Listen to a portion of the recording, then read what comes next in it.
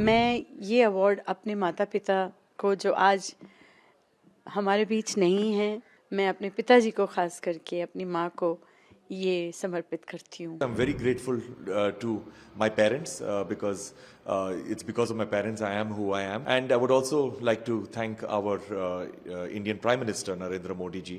माननीय नरेंद्र मोदी जी, जो वैसे भी मुझे बहुत प्यार करते हैं, मेरी कविताओं को, मेरे बांसुरी को बहुत प्यार करते हैं, और मैं उनको भी धन्यवाद दे रहा हूँ, नरेंद्र भाई मोदी जी को भी। बहुत बहुत धन्यवाद कि आप लोग हमेशा मुझे अपनी दुआओं में याद रखते हैं और हमेशा मुझे आशीर्वाद देते हैं जहाँ भी हैं आप लोग।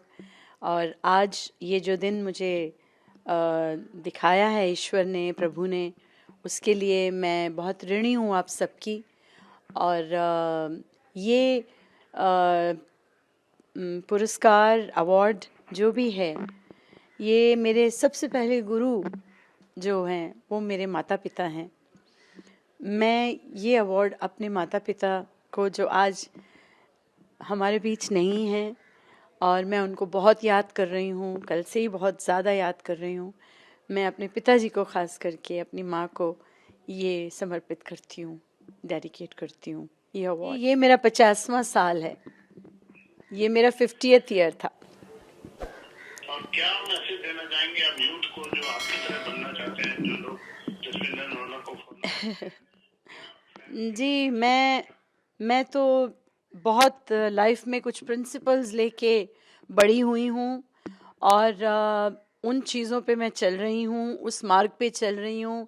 एक सच्चे, मेहनती और हिम्मती, ये सब मैंने अपने जीवन में जो है वो देखा और किया और समझा और सीखा। तो हिम्मत बहुत ज़रूरी है, मेहनत बहुत ज़रूरी है, शॉर्टकट्स कभी नहीं लिए, और सबसे ज़्यादा बड़ी बात है कि उस परमात्मा पे श्रद्धा और सबूरी जिसे कहते हैं।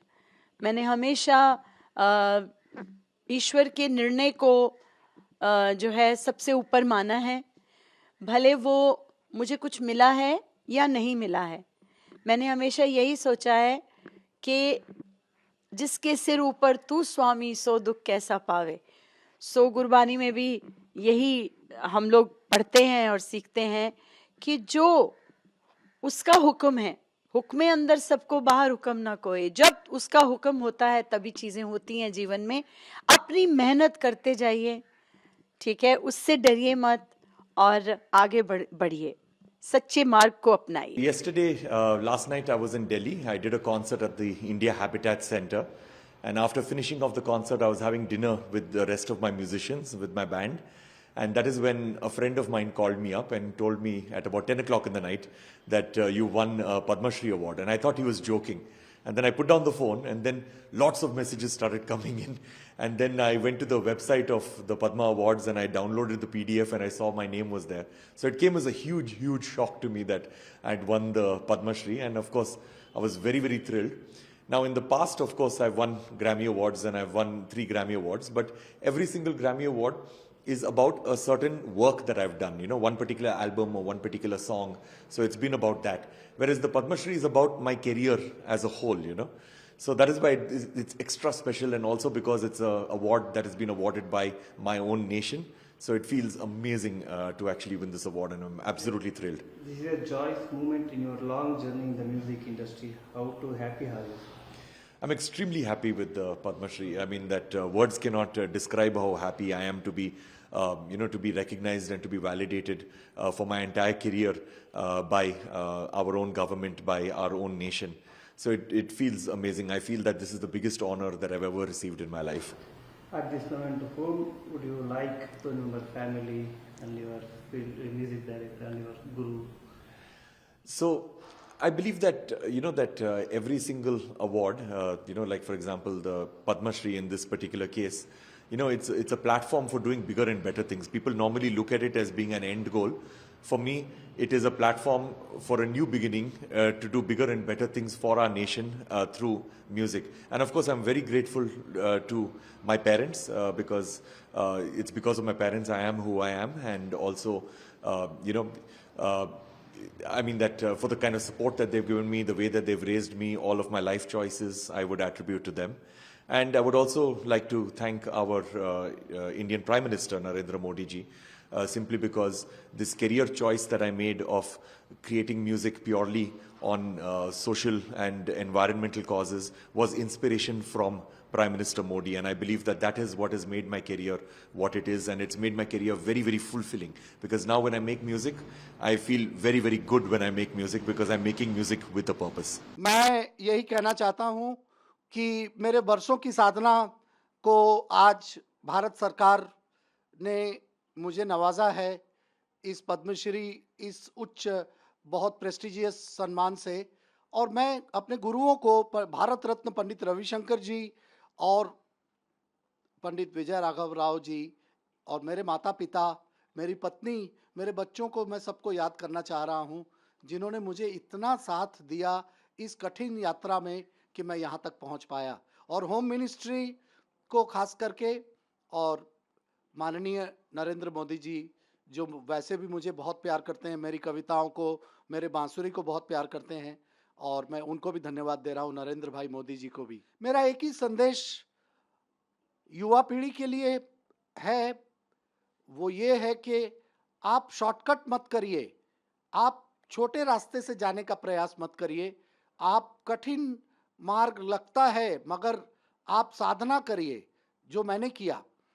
आप सक्सेस के पीछे भाग रहे हैं मगर सब्जेक्ट के पीछे नहीं भाग रहे हैं, विषय के प्रति प्रेम होना चाहिए। मैंने 8-8 घंटे मैंने अभ्यास किया। एक वक्त था 8 घंटे रोनू मजूमदार प्रैक्टिस करते थे। आज भी मैं 62 साल की उम्र मेरी हो गई और लोग कहते हैं कि आपको बहुत देरी से पद्मश्री मिला, मगर मैं कहता हूं जब भारत सरकार ने दिया, मैंने 2 झोली फैलाकर उसको ग्रहण किया। तो आप सभी युवा पीढ़ी, आप अभ्यास से मत डरिए, आप अभ्यास करिए तो आपके जगह को कोई हिला नहीं पाएगा। आज सबका तो इंटरनेट हो गया है, इसमें कितना फर्क देखते हैं आप? मैं एक इसमें सूखापन देखता हूं। इससे लोगों को टेक्निकल चीजें तो मालूम पड़ जाती है मगर आत्मा से जोड़ नहीं पाते। हमारे ज़माने में जब हम गुरु के चरण में बैठते थे तो एक वाइब्रेशन गुरु के शरीर से निकल के हमारे शरीर में प्रवेश करता था, और वो वाइब्रेशन होता था गुरु का आशीर्वाद, एक एक स्वरों की जानकारी, एक एक स्वरों की सच्चाई कि कौन सा वो स्वर है जो दिल में लगेगा तो आंख में आंसू आएगा, वो कौन सा स्वर है जरा देखो तो, ऐसे गुरु बोलते थे। तो वो स्वर हम बजाते थे तो बोलते थे नहीं नहीं नहीं नहीं, अभी तक दिल में लगा नहीं, और प्रयास करो। तो इन प्रयासों को मैंने सफल किया और इंटरनेट के ज़माने में वो कहीं खो गया ऐसा लगता है मुझे। और ये पद्मश्री से मेरी जिम्मेदारी बढ़ गई है समाज के प्रति, और मैं इस जिम्मेदारी को निभाऊंगा, ये आपसे वादा है। मेरे फैंस से मैं ये कहना चाहता हूँ कि सभी फैंस ये लिख रहे हैं इंटरनेट पे मुझे कि गुरुजी आपको तो 10 साल पहले ही मिल जाना चाहिए था। तो मैं सब फैंस से ये कहना चाहता हूँ कि देर आए दुरुस्त आए, और इससे मेरी साधना और बढ़ गई। मैं ये कहना चाहता हूँ कि आप लोगों का जो प्यार है वो मेरा सबसे बड़ा अवार्ड है। ये अवार्ड तो गवर्नमेंट ने मुझे एक शक्ति प्रदान दी है, एक टॉनिक के जैसा मुझे दवाई दिया है। इस दवाई से मैं और काम कर पाऊंगा अगले 40 साल।